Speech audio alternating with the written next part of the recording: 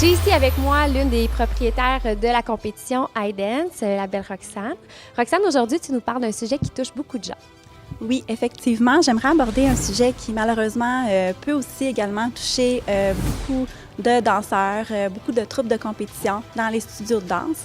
Je voudrais parler ici du rejet, qui malheureusement, c'est difficile à avoir un contrôle là-dessus comme professeur de danse, comme coach, comme directeur de studio, parce que souvent, c'est des choses qui se passent à l'extérieur du cours de danse. C'est quelque chose qui, si je peux mettre des exemples sur cette chose-là, quand un danseur rentre dans une école de danse, puis tous les membres de son équipe l'ignorent, lui parlent pas, il rentre, il est tout seul, il s'en va dans son cours, il attend à la porte d'entrée du local, personne lui parle, ensuite il est dans son cours de danse, tout se passe bien, le professeur le voit pas parce que c'est le cours, donc c'est l'heure de boire de l'eau, les élèves s'en allent entre eux, l'autre est tout seul encore, ça parle dans un coin.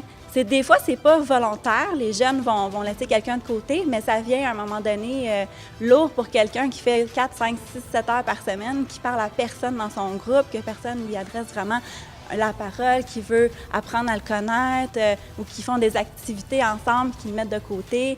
Des fois, c'est pas méchant, comme que je dis, mais c'est important que dans une équipe, on ait un bel esprit d'équipe puis que les professeurs, les directeurs voient ces choses-là. Des fois aussi, c'est ça, c'est à l'extérieur du studio de danse.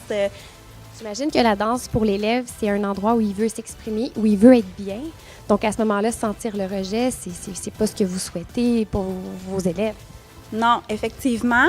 Puis ce qu'on veut faire, en fait, en parlant de ça, c'est d'aider les directeurs, les studios, les jeunes même à être conscients de ça, de savoir que c'est pas comme ça qu'on est une équipe. C'est pas en faisant subir ça à quelqu'un ou en ayant une situation comme ça, une ambiance comme ça dans notre troupe que on va avoir une équipe qui va aller gagner, qui va pouvoir évoluer ensemble parce qu'en fait, on veut s'encourager, on veut que tout le monde évolue, on veut être une équipe, on veut aller loin ensemble, puis je pense que c'est vraiment important.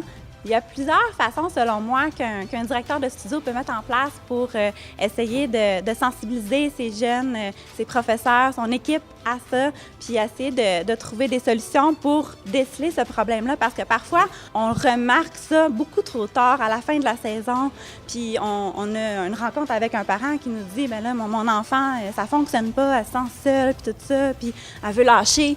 Puis on veut pas ça non plus dans une équipe. Ça touche une équipe, quelqu'un qui lâche ou qui quitte l'école de danse, c'est pas ce qu'on veut, parce qu'on veut transmettre notre passion, notre amour pour la danse. Donc, je pense que c'est quelque chose qu'il faut qu'on décèle très, très tôt.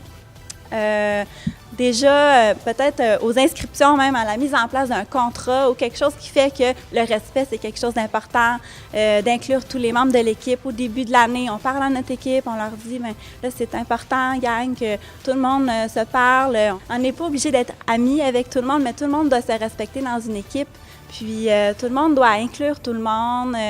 Au début de l'année, on fait une rencontre avec nos jeunes, on les sensibilise à ça, on parle aux parents, on rencontre les parents. Puis ensuite, suite à ça, bien, on peut mettre des caméras dans l'école. Le directeur peut aller voir les cours, parce que le professeur donne ses cours. Donc, le directeur de studio peut se promener dans l'école, regarder qu'est-ce qui se passe quand les élèves rentrent dans le studio.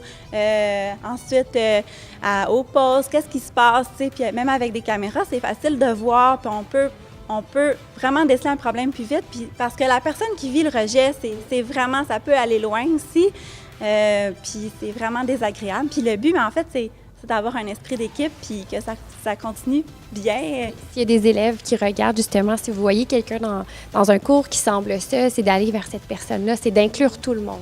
Exactement. Donc, nous on prône notre travail d'équipe, même dans une équipe, dans un studio, autant que notre équipe à la compétition, entre les directeurs, entre les autres écoles. Donc, il faut vraiment qu'on travaille ensemble, puis dans le respect, l'harmonie et l'esprit beau mot.